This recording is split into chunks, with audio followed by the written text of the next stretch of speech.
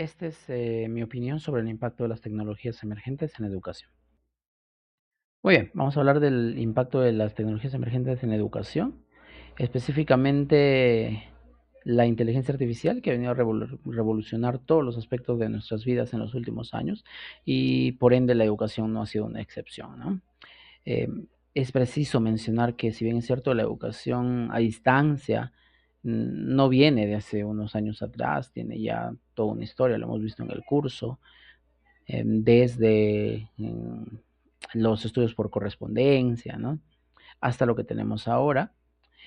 También es necesario mencionar que a partir de la pandemia, pues este proceso de adaptación, ¿no?, al entorno virtual se ha acelerado y en gran medida se ha normalizado. Es decir, anteriormente había esta modalidad, antes de pandemia, antes del 2020, había esta modalidad de estudio, pero yo considero en mi experiencia que muchos estudiantes o la sociedad en general no le daba todavía ese valor, ¿no? Esa relevancia.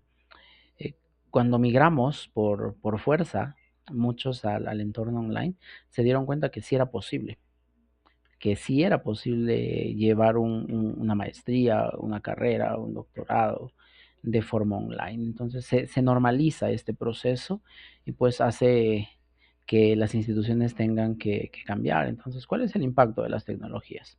Bueno, tiene un impacto en el aprendizaje digital, por supuesto que sí, porque nos brinda herramientas tanto a las instituciones, a los docentes y a los estudiantes para poder interactuar en este entorno. Sin embargo, es necesario la innovación, porque la simple adaptación o adopción de tecnología para decir que estamos utilizando tecnología y que estamos en vanguardia no es suficiente, ¿no? Necesitamos innovación que vaya de la mano con las necesidades de los estudiantes, con el perfil del egresado también de cada una de las instituciones, con la contribución que estos estudios de repente van a tener en la sociedad en sí misma. Entonces, esta innovación debe venir de la mano con pensamiento pedagógico, con criterio pedagógico. Los profesionales de la educación no han quedado relegados, al contrario, encuentran en la inteligencia artificial un nuevo desafío para adaptar estas tecnologías con el sustento pedagógico que ya tenemos. Eso también me lleva a hablar de las plataformas virtuales, las cuales ya no deberían, en mi opinión, ser un simple repositorio de información donde yo ponga el sílabo, mi guía de aprendizaje o mi guía didáctica, mis actividades semanales, y se convierte en un repositorio de información. Yo recuerdo que antes de pandemia en educación presencial, ahora también se hace énfasis, ¿no?, en la personalización del aprendizaje, pero era muy desafiante puesto que los docentes teníamos en universidad por lo menos 40 estudiantes, 40, 45 estudiantes en un salón, y adaptarnos a sus necesidades.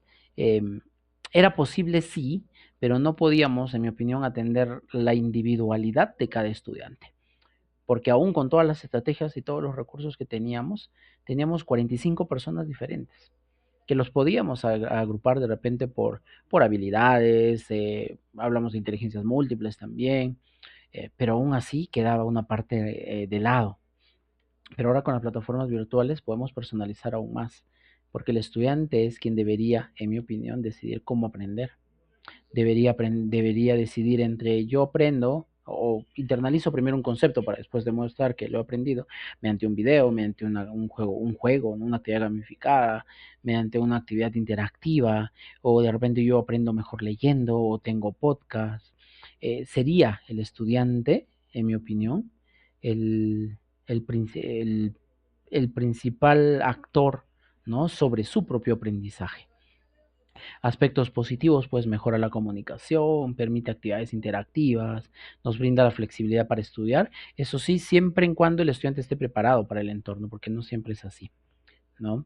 A veces el estudiante no viene con estas herramientas de administración de su propio tiempo, entonces eso también podría significar una desventaja sobre aquella persona, aquel estudiante que teniendo la flexibilidad que le da este tipo de educación para estudiar, se organiza, teniendo aún así la agenda más apretada, se organiza para poder cumplir con sus entregas, con sus trabajos y demostrar que ha aprendido. Como reflexión final, pues la tecnología complementa la educación, no la sustituye. La hemos de usar correctamente y por supuesto que beneficia tanto a estudiantes como a docentes.